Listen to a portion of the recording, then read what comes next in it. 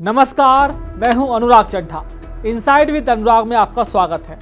दोस्तों, पश्चिमी उत्तर प्रदेश में भारतीय जनता पार्टी ने अपने संगठन में ठाकुरों की विदाई का जो सिलसिला शुरू किया है, उसने सियासी गलियारों में भूचाल ला दिया है। एक ही झटके में 2 क्षत्रिय जिलाध्यक्षों की छुट्टी कर दी गई। जिस तरह से हापुड़ से नरेश तोमर और मेरठ से शिव कुमार राणा को पद से मुक्त किया गया है, उससे एक बात तो साफ है कि अब संगठन में बड़े ठाकुरों की खैर नहीं। आज इस वीडियो में हम पश्चिमी यूपी में हो रहे इसी उथल पुथल को समझने की कोशिश करेंगे और उसे समझने के लिए हमें पश्चिमी यूपी के अध्यक्ष सत्येंद्र सिसोदिया के बारे में भी समझना होगा कि आखिर लखनऊ और आला कमान सिसोदिया के बारे में क्या विचार रखता है, क्योंकि सिसोदिया के अध्यक्ष रहते हुए उनके बेटे की शादी से ठीक 2 दिन पहले उनके समधी नरेश तोमर को पद से हटा देना कहीं ना कहीं पार्टी के भीतर इस बात को हवा दे रहा है कि सिसोदिया का इकबाल अब खत्म हो रहा है और उनका किला दरकने के कगार पर है।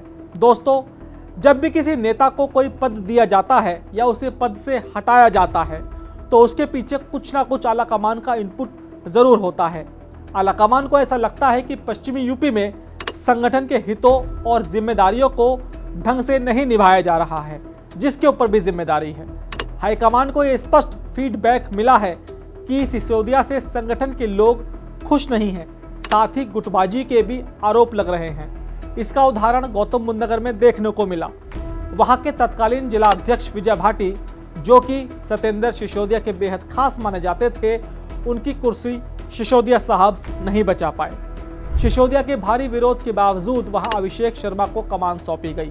इतना ही नहीं, गाजियाबाद के जिला अध्यक्ष सतपाल प्रधान, जिन्हें उनका बहुत करीबी माना जाता था, उन्हें हटाकर शीर्ष नेतृत्व ने चैनपाल सिंह को मौका दिया।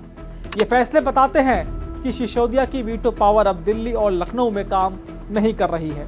सूत्रों की माने तो संगठन में ये चर्चा तेज है कि सत्येंद्र सिसोदिया का आपा मंडल अब उनके खुद के समाज के बीच में ही खत्म हो चुका है। क्षत्रिय समाज भी अब उनके पीछे लामबंद नहीं है, क्योंकि पार्टी के भीतर चर्चा है कि आलाकमान तक ये संदेश गया है कि सिसोदिया सिर्फ व्यक्ति विशेष को तरजीह देते हैं। उन्हें ना कार्यकर्ता के मान सम्मान से मतलब है और ना ही उनका कम्युनिकेशन भाजपा के विचार परिवार से बहुत अच्छा है। इसी वजह से सुनने में आ रहा है कि सत्येंद्र सिसोदिया आलाकमान के घेरे में आ गए हैं। इतना ही नहीं, आलाकमान की नज़रों में हाईलाइट होने की एक सबसे बड़ी वजह 2024 के लोकसभा चुनावों के निराशाजनक नतीजे भी हैं। इसके अलावा जो उनके नेतृत्व में निकाय चुनाव हुए थे, उनका रिजल्ट भी आलाकमान के अनुरूप नहीं रहा। सत्येंद्र सिसोदिया के नेतृत्व में पश्चिम यूपी में भाजपा को जो नुकसान हुआ, उसकी भरपाई आज तक नहीं हो पाई है। संगठन का मानना है कि क्षेत्रीय अध्यक्ष होने के नाते वे क्षत्रिय समाज की नाराजगी को दूर करने में पूरी तरह से विफल रहे और पश्चिम यूपी, जहां 22% की ठाकुर आबादी है, उनके वोट ही वो भाजपा के पाले में लामबंद नहीं कर पाए। पार्टी कार्यकर्ताओं का मानना है कि मुजफ्फरनगर, जहां भाजपा के संजीव बालियान चुनाव हार गए, जहां क्षत्रिय स्वाभिमान महाकुंभ और स्थानीय नेताओं के विवाद को सिसोदिया शांत नहीं करा पाए, जिसका सीधा फायदा समाजवादी पार्टी के हरेंद्र मलिक को मिला। कैराना में भी भाजपा के प्रदीप चौधरी को हार का सामना करना पड़ा। सहारनपुर में राघव लखनपाल और नगीना में चंद्रशेखर आजाद के हाथों करारी हार ने सत्येंद्र सिसोदिया की जमीनी पकड़ की पोल खोल कर रख दी। चर्चा ये भी है कि अगर जयंत चौधरी की आरएलडी साथ न देती तो शायद पूरे पश्चिमी यूपी से भाजपा का सुपड़ा साफ हो जाता। बागपत और बिजनौर जैसी सीटें आरएलडी के प्रभाव से ही बच पाई। इतना ही नहीं, सिसोदिया के नेतृत्व में हुए निकाय चुनाव में भी अगर मेरठ और गाजियाबाद की मेयर सीट को छोड़ दें तो बड़ौत, मोदीनगर, खोड़ा, लोनी, हापुड़, अनूपशहर, गजरौला, चंदौसी और धामपुर, इन सब नगर पालिकाओं में भाजपा को भीतरगात और हार का मुंह देखना पड़ा। हार का ठीकरा सिसोदिया पर इसलिए भी फूट रहा है क्योंकि संगठन का मानना है कि 2024 में जब उन्हें डैमेज कंट्रोल करना चाहिए था, तब वे खुद के लिए टिकट की जुगत भिड़ा रहे थे, ऐसी चर्चा है। सत्येंद्र सिसोदिया की इच्छाएं क्षेत्रीय अध्यक्ष से कहीं ऊपर निकल गई थी। वे पर्दे के पीछे रहकर संगठन चलाने की बजाय मंचीय नेता बनने की होड़ में थे। पहले उन्होंने लोकसभा टिकट के लिए दौड़ लगाई, उसके बाद जब अतुल गर्ग के सांसद बनने से गाजियाबाद की सदर सीट खाली हुई तो ऐसा कहा जा रहा है कि वहां के उपचुनाव के लिए भी उन्होंने एड़ी चोटी का जोर लगा दिया और अब सूत्रों का कहना है कि उनकी नज़र एमएलसी की सीट पर भी है। अब आते हैं ताजा घटनाक्रम पर, जो सिसोदिया के लिए किसी भी बड़े झटके से कम नहीं है। हाल ही में भाजपा ने हापुड़ में बड़ा बदलाव किया। वहां के जिला अध्यक्ष नरेश तोमर, जो रिश्ते में सत्येंद्र सिसोदिया के समधी बनने वाले हैं, उन्हें पद से हटा दिया गया। उनकी जगह खटीक समाज से आने वाली कविता माधरे को कमान सौंपी गई।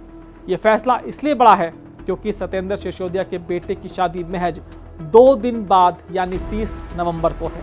एक क्षेत्रीय अध्यक्ष जो पूरे पश्चिम का प्रभारी है, अगर वो अपने बेटे की शादी से ठीक पहले अपने समधी की कुर्सी न बचा पाए तो इसका मतलब साफ है कि पार्टी ने उनके विशेषाधिकार पर कैंची चला दी है। आपको याद दिला दूं कि 2023 में जब नरेश तोमर को अध्यक्ष बनाया गया था तब भी भारी विरोध हुआ था, लेकिन सिसोदिया ने अपनी वीटो पावर का इस्तेमाल करके उनकी कुर्सी बचा ली थी।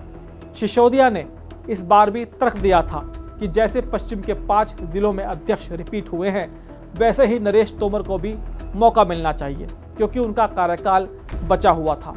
लेकिन लखनऊ और दिल्ली ने इस तर्क को सिरे से खारिज कर दिया। नरेश तोमर को हटाने की वजह सिर्फ रिश्तेदारी नहीं थी, स्थानीय स्तर पर नरेश तोमर का जबरदस्त विरोध था। जनप्रतिनिधि और पुराने कार्यकर्ता उनकी कार्यशैली से नाराज थे। आरोप थे कि समधी साहब के संरक्षण में वे अति आत्मविश्वास में थे और संगठन की परवाह करनी बंद कर दी थी। कविता माधरे को लाकर पार्टी ने न सिर्फ गुटबाजी को खत्म किया है बल्कि दलित वोट बैंक को भी साधने का बड़ा संदेश दिया है। हापुड़ के बाद दूसरा बड़ा झटका मेरठ में लगा। वहां क्षत्रिय समाज से आने वाले शिव कुमार राणा को हटाकर हरवीर लाल पाल, जो ओबीसी समाज से आते हैं, उनको जिम्मेदारी दी गई। शिव कुमार राणा लगातार 2 बार जिला अध्यक्ष रह चुके थे। संगठन में चेहरा बदलने की मांग लगातार उठ रही थी। उनकी कार्यशैली को लेकर लखनऊ तक शिकायतें थी और स्थानीय जनप्रतिनिधि भी उनसे खफा थे। लेकिन इन बदलावों के बीच एक बड़ा सोशल इंजीनियरिंग का गणित भी है। 2024 के लोकसभा चुनावों में भाजपा को जिस तरह से ओबीसी और दलित समाज की नाराजगी का सामना करना पड़ा, ये फैसला उसी का डैमेज कंट्रोल भी माना जा रहा है।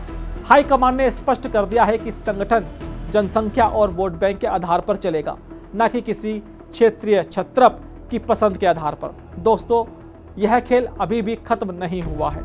पश्चिमी यूपी के 4 जिले सहारनपुर, शामली, बड़ौत और अमरोहा अभी भी होल्ड पर हैं।